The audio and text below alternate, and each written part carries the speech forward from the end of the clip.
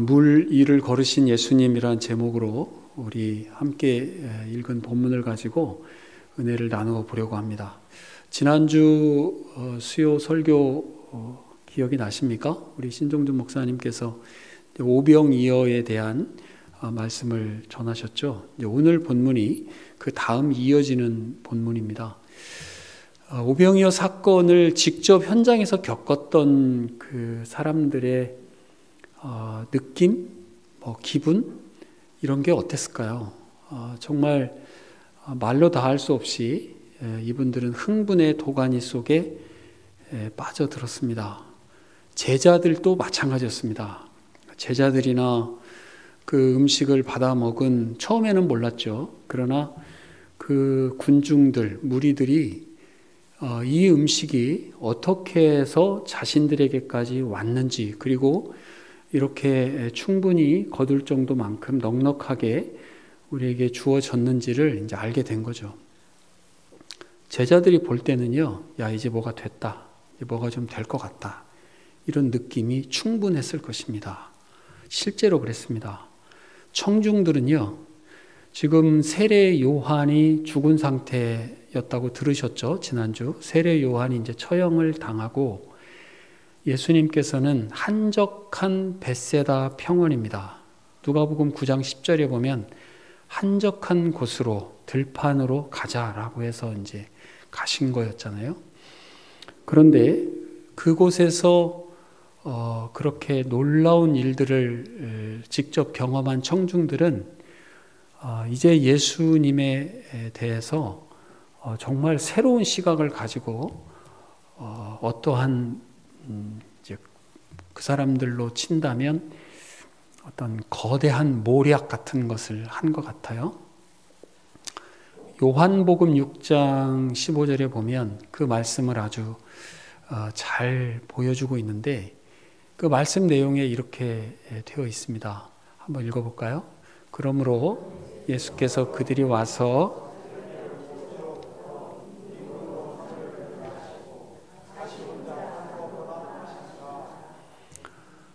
이제 뭐가 됐죠. 이제 모든 청중들이 다 인정할 만큼 예수님의 능력이 다 보여졌기 때문에 예수님께서는 그냥 모른 척하고 그 제자들이 이렇게 안내하는 대로 가서 왕이 되시면 됩니다. 모양새가 딱 그렇게 되는 모양새잖아요. 그런데 우리가 잘 아는 것처럼 예수님께서는 지금 정치적인 현실적인 메시아가 되시고자 지금 이 땅에 오신 것이 아니라고 하는 거 우리는 잘 알고 있습니다. 예수님께서는요, 그 흥분한 5,000명 이상에 되는 그 엄청난 사람들의 환호, 그 사람들의 호의적인 어떤 떠받침, 이런 대중적인 지지, 이런 거에 흔들리실 분이 절대 아니셨습니다. 그래서 주님께서는 서둘러서 그 제자들을 배를 태워서 보내는 일을 하시는 거죠. 마태복음 우리가 방금 읽었던 14장 22절에 보면 예수님께서 제자들을 재촉하셨다 이렇게 표현합니다. 배를 타고 앞서 건너편으로 갈 수 있도록 그렇게 인도를 하시는 거죠. 뭔가 지금 될 법한데 청중들이나 제자들이 볼 때는 지금 찬물을 끼얹는 그런 모습이 되는 거예요. 그런데 주님의 입장은 단호했습니다. 제자들을 쫓아보내듯 배를 태워서 보낸다라고 하는 것이 우리가 방금 읽었던 22절 말씀이거든요. 그리고 홀로 남으신 거죠. 왜 홀로 남으셨습니까? 주님께서는 애초에 그곳에 오실 때 하나님과의 그 내밀한 관계, 즉 그 기도의 자리를 갖기 위해서 그 땅에 가시려고 했었다라고 하는 것도 지난주에 우리 목사님 통해서도 우리가 먼저 들은 바가 있습니다. 마가복음 6장 46절에 보니까 이렇게 되어 있습니다. 무리를 작별하신 후에 기도하러 산으로 가셨다 이렇게 되어 있습니다. 우리가 읽었던 23절 마태복음 14장 23절에도 보니까 무리를 보내신 후에 기도하러 따로 산에 올라가시니라 이렇게 표현합니다. 하나님께서는 대중들의 환호, 그 사람들의 기대를 충족시키기 위해서 어떠한 일을 하시려고 하신 것이 아니라 하나님께 중심을 가지고 흔들림 없이 하나님과의 교제 가운데 그 사역을 해 나가신 것이거든요. 주님께서는 그 본분을 결코 잊지 않으셨어요. 마가복음 6장 45절에 보면 예수님께서 제자들을 어디로 보내셨다라고 되어 있냐면 자막이 준비가 되어 있죠. 마가복음 6장 45절에 보니까 한번 읽어볼까요? 예수께서 즉시 제자들을 재촉하사 자기가 무리를 보내는 동안에 배 타고 앞서 건너편 벳세다로 가게 하시고, 이 말씀은 제가 굳이 좀 설명을 드려야 되겠다 싶어서 한번 읽게 했습니다.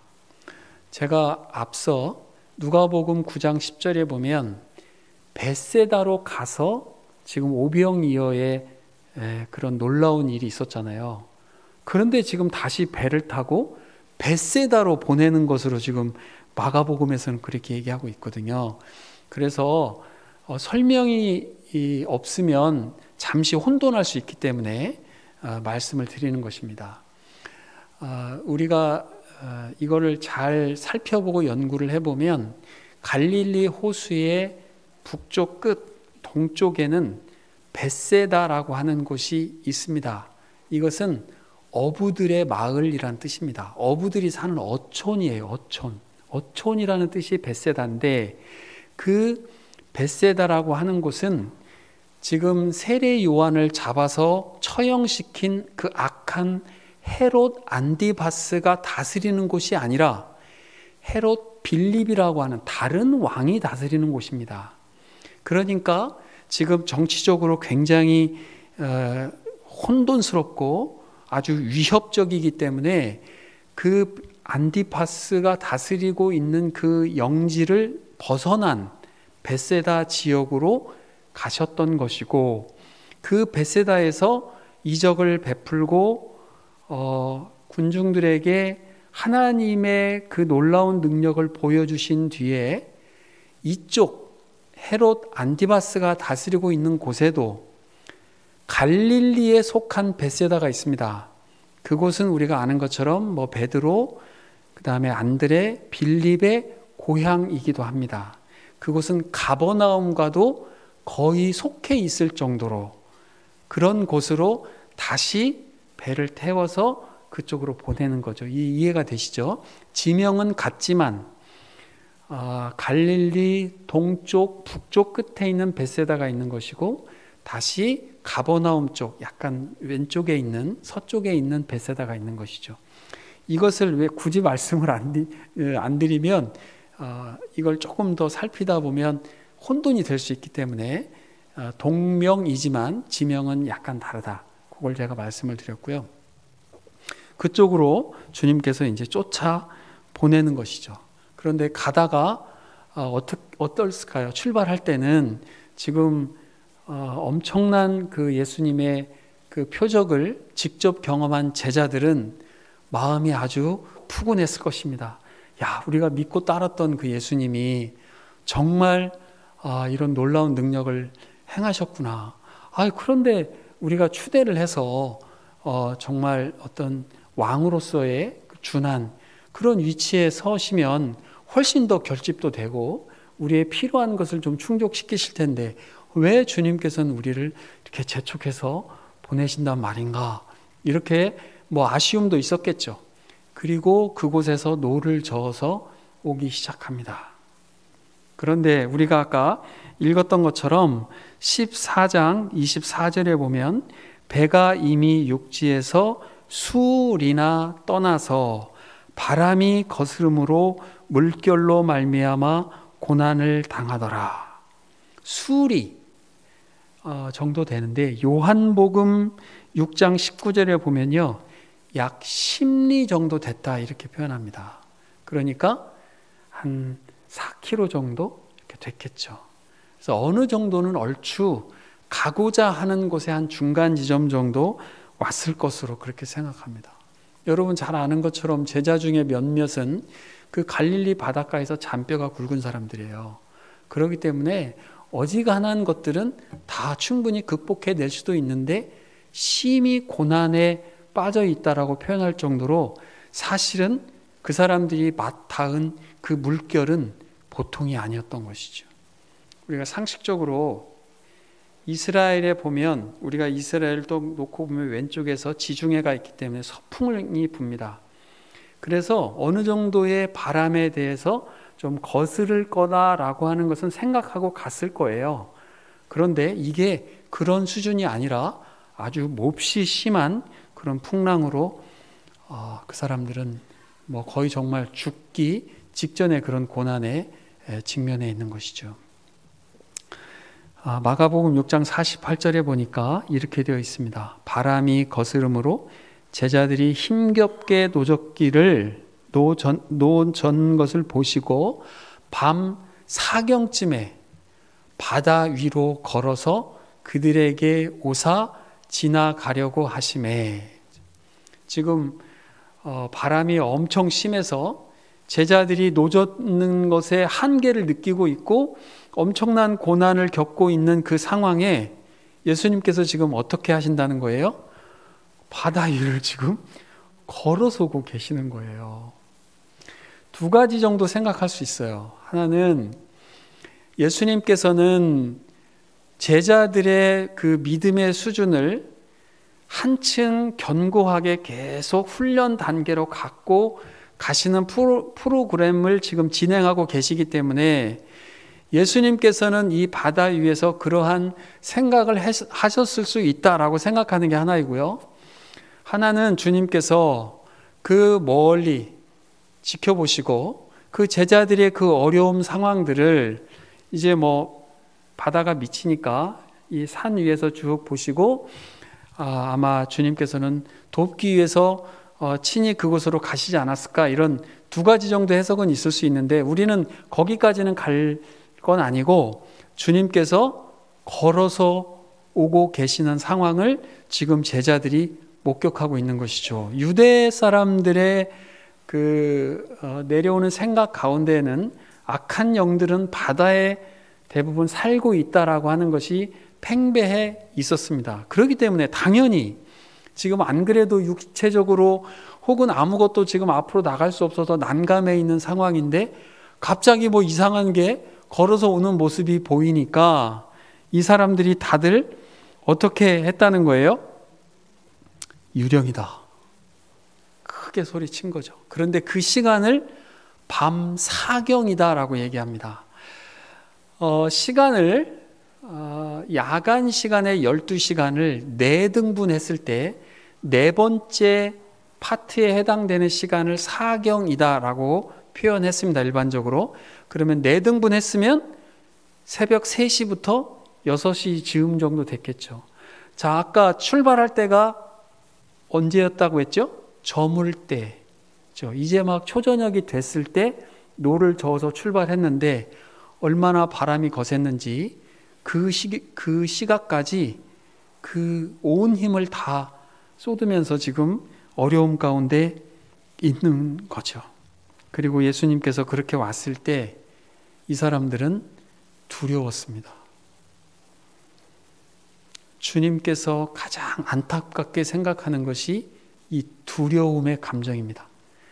그런데 지금 어디에서 온 두려움입니까? 착각에서 온 두려움입니다. 예수님께서 오시고 있구나라고 하는 것을 알고 있었다면 두려움 정도는 없었을 것입니다. 그런데 유령이다라고 자기들끼리 이미 정의를 내려놓고 하는 것이죠. 제가 아주 오래전에 여기 청년부를 지도할 때 우리 청년부와 두려움에 대한 여름 수련의 주제를 가지고 2박 3일 동안 두려움의 문제만 다룬 적이 있었습니다.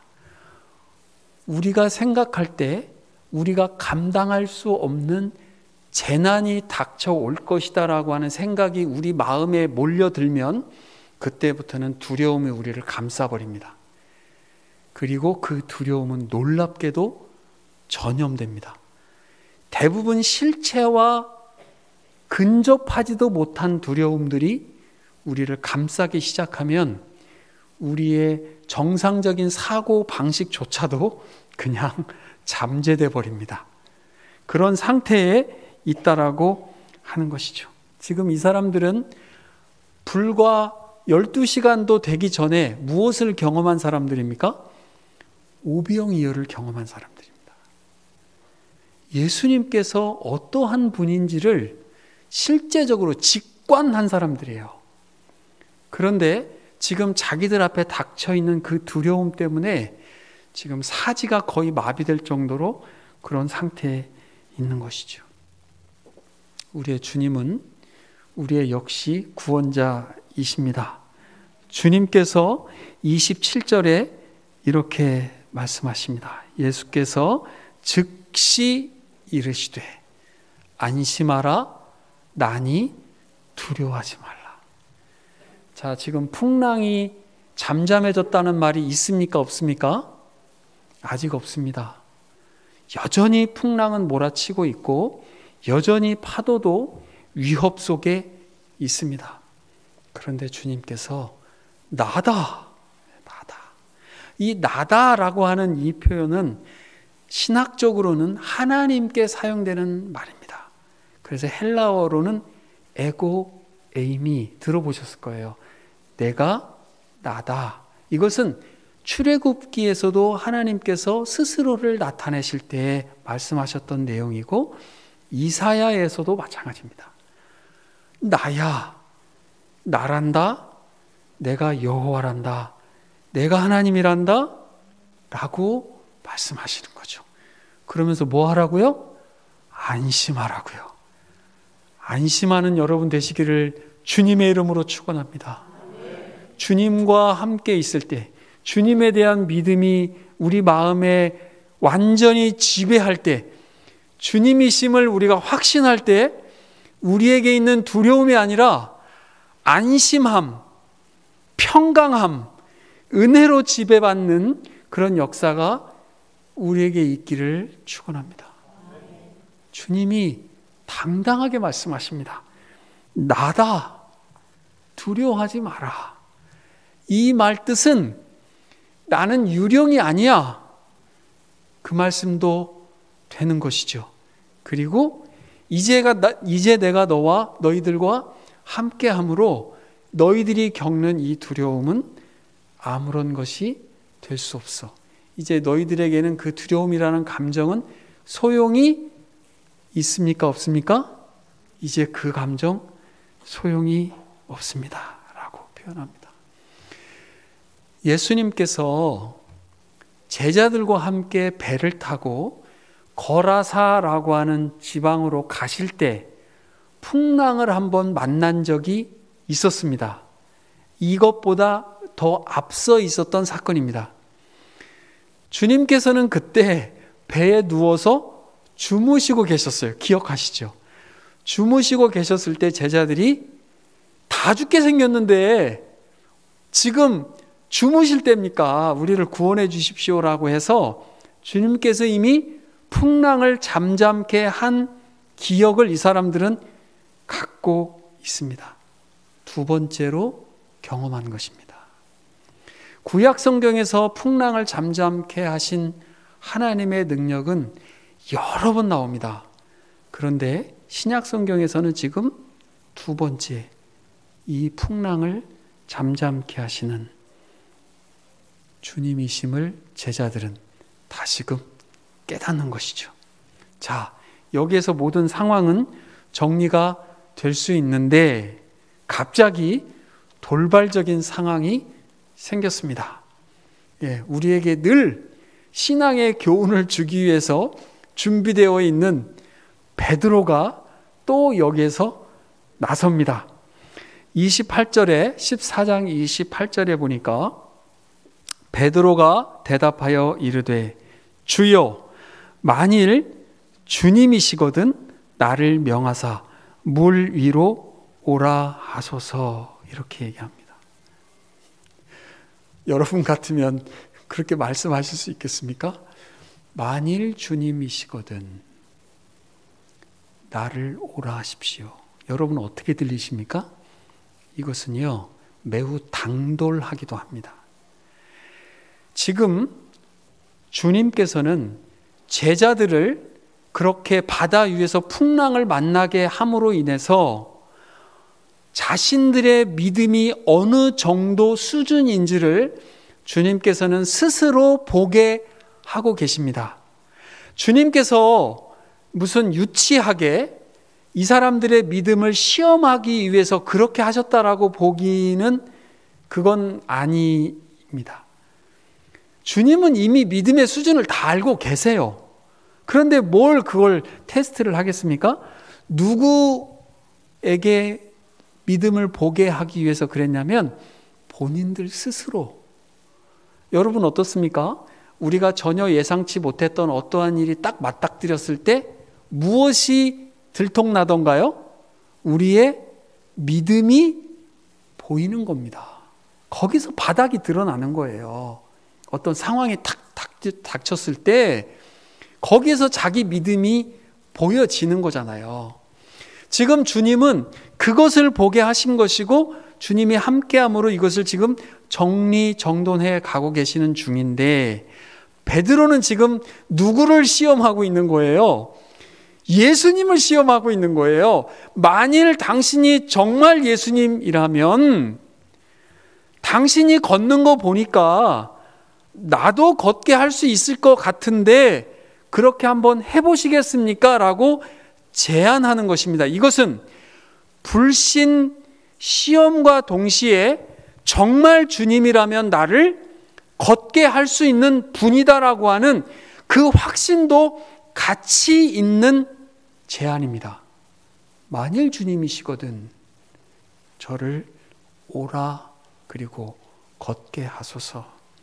주님은 지금 베드로의 그 약간의 공간을 본 거죠. 아하, 이 베드로에게 무엇인가를 더 채워줘야 되겠구나. 주님은 이런 문제를 책망하지 않으세요. 주님은 그 사람들에게 비어있는 그 무엇인가를 채워주시는 것에 조금도 주저하지 않으시고 오라 말씀하십니다. 그러니까 어떻게 합니까? 베드로가 배에서 내려 물 위로 걸어서 예수님께 갑니다. 베드로의 믿음도 대단하죠. 물 위를, 이 용어를 잘 분석해 보면요, 몇 걸음 걸은 수준이 아니에요. 한동안 걸어갔습니다. 그렇게 걸었는데 문제는 30절입니다. 우리 30절 한번 볼까요? 같이 읽겠습니다. 바람을 보고 무서워 빠져가는지라 소리 질러 이르되 주여 나를 구원하소서 하니. 잘 가다가 주님을 바라보고 걸어가던 그 시선이 지금 어디로 봤다고요? 바람을 봤다는 거예요. 주님에 대한 시선을 잠시 놓치고 바람을 보니까 무엇이 자기 안에서 올라왔을까요? 이 사람은 바다에서 자란 사람입니다. 이 정도 바람이면 지금 어떻게 될 거라고 하는 것을 알고 있는 것이죠. 그 사람이 지금까지 경험해 왔던, 그리고 인식해 왔던 그 모든 경험적인 요소가 지금 무엇과 충돌했는데 이긴 거예요? 예수님의 말씀과 주님이시라면 나를 걷게 할 것이다 라고 하는 그 신뢰, 믿음에 대한 것을 현실적인 바람을 보다 보니까 이게 밀려난 거예요. 그리고 본인의 경험이 앞서 버린 것이죠. 당연하죠? 자기 경험상 자기의 인식대로 간다면 물에 빠지는 것은 당연한 것입니다. 죽을 고비로 빠져 버렸습니다. 여러분, 이것은 우리에게 놀라운 교훈을 주시는 것입니다. 믿음과 경험은 합치되어서 더 믿음을 돈독하게 하는 경우도 있습니다. 그것을 체험이라고 합니다. 그런데 주님께서 우리를 믿음의 단계로 점프업 시킬 때는 선을 넘습니다. 우리의 인식하는 선을 넘게 한다고요. 거기에서는 자기 경험, 자기의 인식을 버리지 않으면 절대로 점프업 되지 못합니다. 그때는 손을 놔버려야 됩니다. 주님의 말씀에 의지하고 맡겨버려야 됩니다. 주님은 지금 그것을 직접 경험하게 하는 것입니다. 자, 그렇다면 첫 번째 가지고 있었던 베드로의 일상적인 상식적인 자기가 그동안 살아오면서 겪었던 그 경험을 주님과 경험하는 그 경험으로 대체시키고 있는 순간입니다. 이런 신적인 체험, 주님이 주시는 그 체험이 저와 여러분들에게 있기를 축원합니다. 나의 경험을 사정없이 버릴 수 있는 주님과 동행함으로 얻게 되는 그 놀라운 체험이 우리에게 있기를 원합니다. 그러면 과거에 자기가 확신으로 가지고 있었던 것이 얼마나 큰 덫인지, 자기를 잡아서 끌어내리는 경험에 불과한 것인지를 우리는 고백하게 될 것입니다. 우리 그렇게 얘기하잖아요. 신앙생활 하면서도 야, 그거 딱 보니까 아니야. 내가 그거 아는데 그거 아니야. 그게 맞을 때도 있지만요. 하나님의 일을 함에 있어서는 하나님께서는 더 놀랍게 우리를 성숙시켜 갈 때는요. 자신이 갖고 있는 경험이 아무짝에도 쓸모없다라고 하는 것을 본인 스스로 고백하는 날이 있을 것입니다. 그런 경험이 있으신 분들은 아실 겁니다. 주님께서 14장 31절에 보니까 말씀해 주십니다. 예수께서 즉시 손을 내밀어 그를 붙잡으시며 이르시되, 같이 읽을까요? 믿음이 작은 자여 왜 의심하였느냐 하시고.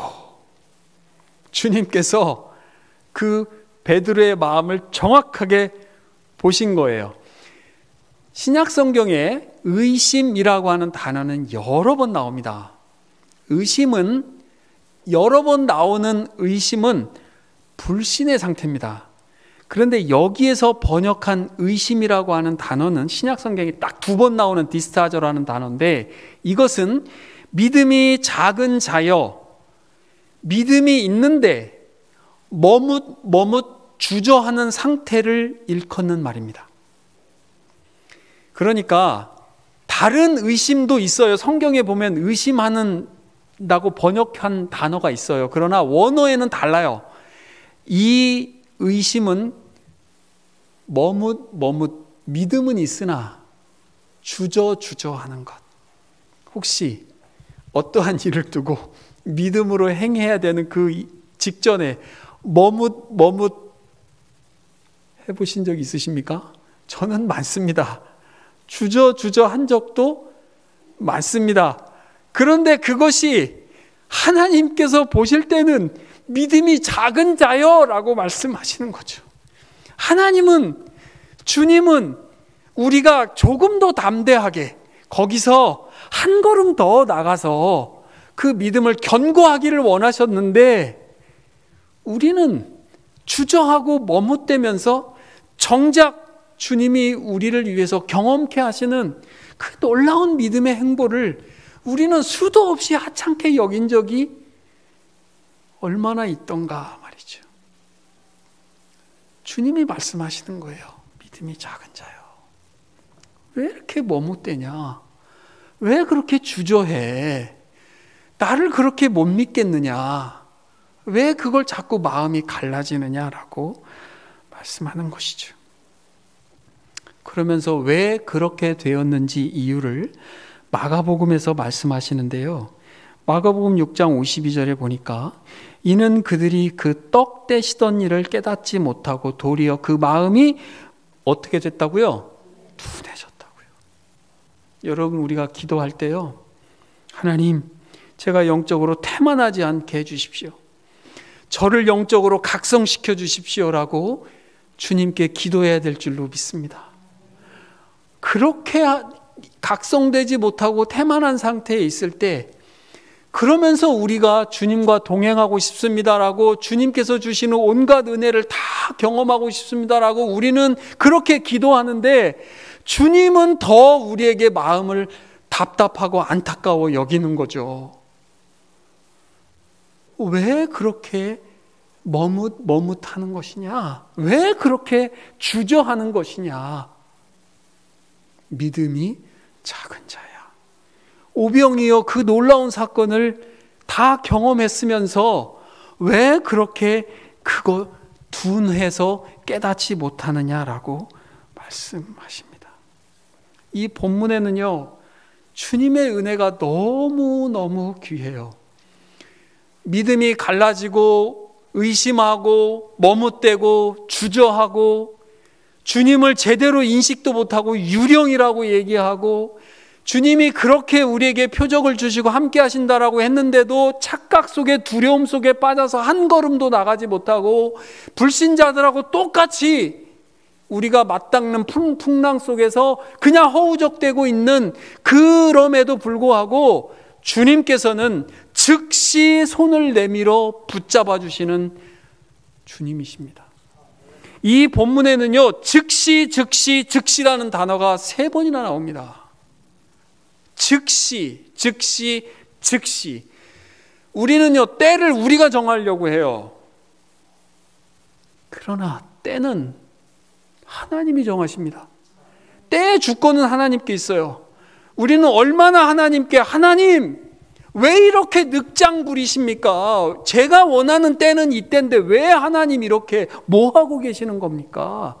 라고 우리는 하나님을 재촉하는 경우도 있어요. 그러나 주님은 on time, 가장 정확한 시간에 손을 내밀어서, 그것도 즉시 우리를 손을 내밀어 잡아주시는 분이신 줄 믿으시기 바랍니다. 주님은 즉시 우리를 잡아주시는 분이에요.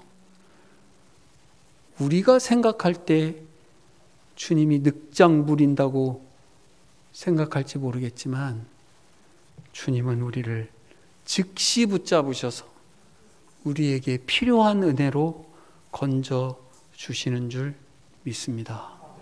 지금 풍랑이 잠잠해졌다고 했습니까? 안 했습니까? 아직 풍랑 잠잠하지 않습니다. 상황은 달라진 게 있습니까? 없습니까? 전혀 없습니다. 달라졌다면 주님이 지금 멀리 계셔서 안 계신 것처럼 있는 상태였다가 주님을 다시 각성된 상태, 그것만 달라졌습니다. 주님이 우리와 함께 하시는 줄 믿습니다. 유대인 공동체는 늘 그렇게 이야기했습니다.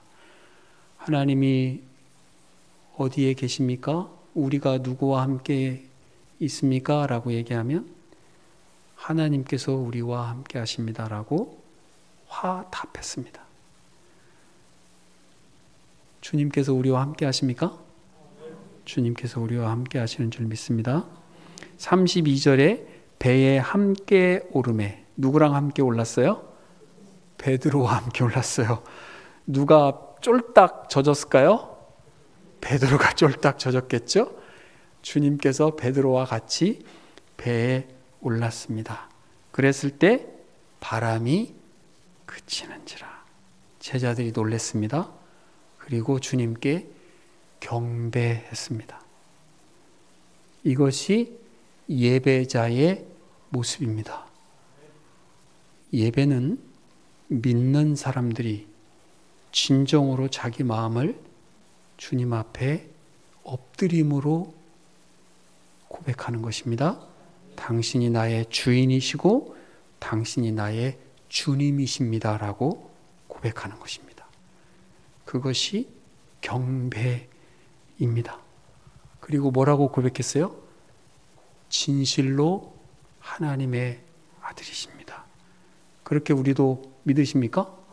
하나님의 아들이 예수 그리스도라면 성부 하나님은 계십니까? 안 계십니까? 계시잖아요. 성부 하나님이 계신다라고 하는 것을 믿기 때문에 당신은 진실로 하나님의 아들입니다라고 고백하는 것입니다. 하늘의 영역이 있다는 것입니까? 없다는 것입니까?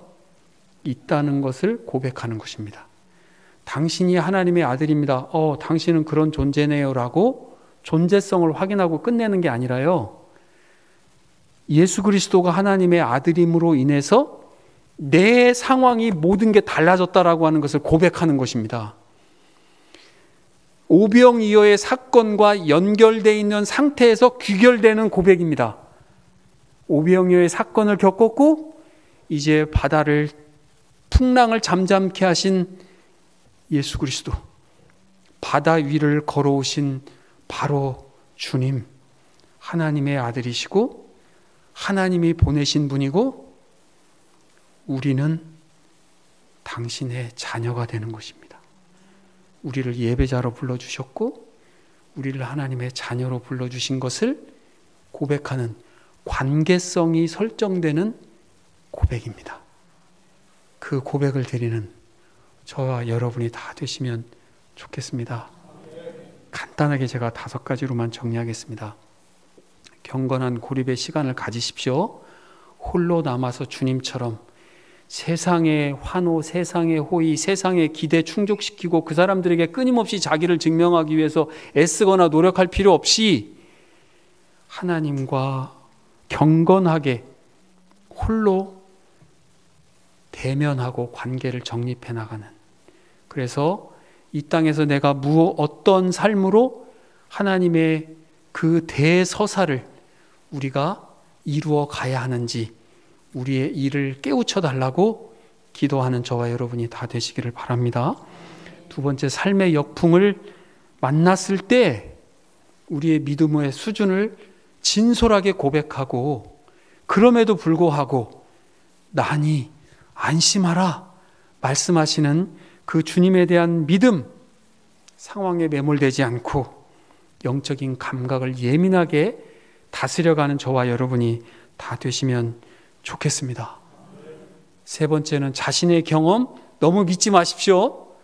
주님께서 그 경험을 뛰어넘도록 우리를 새롭게 인도해 가신다라고 하는 그 믿음의 성숙을 기대하면서 주님께서 이끌어 가시는 그 체험 가운데 있는 저와 여러분 되시면 좋겠습니다. 그 과정에서 중요한 것은 주저하거나 머뭇대지 않고 주님에 대한 믿음의 시선을 놓치지 않기를 바랍니다. 4번째는 때에 따라서 가장 적절한 시기에 손을 내밀어서 우리를 붙잡고 건져 주시는 주님의 손길이 있음을 확신하시는 저와 여러분이 되기를 바랍니다. 마지막으로 하나님의 아들이 예수 그리스도임을 우리가 고백한다면 이 놀랍게 운행해 가시는 하나님의 놀라운 역사를 우리가 믿음의 눈으로 보고 한 걸음 한 걸음 담대하게 걸어나가는 저와 여러분 되시기를 주님의 이름으로 축원합니다. 아버지 하나님 감사합니다.